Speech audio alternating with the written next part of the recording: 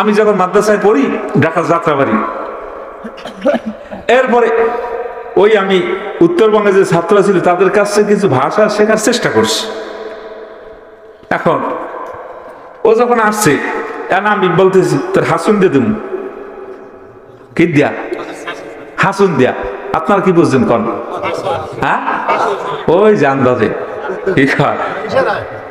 হাসুন হাসুন। এখন আমি যে হাসুন দিয়ে দেব, এই বেরোতেছে জিভে কামড় দিয়ে ই বের কি হয়েছে, আমি তো মজাক করে খুশি।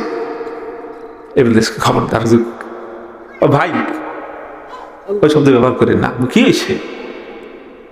আবার গাই নডি যে নডি আর কপি গেছে, এইসব কি করে সব বাজে কথা রুমে লই গেছে, এইসব কথা মানুষের দ্বারা বিকন। আমি কি হয়েছে? হাসন কইলেন, হাসন কারে কয়? আমাকে হাসন কয় পিছিয়ে রে।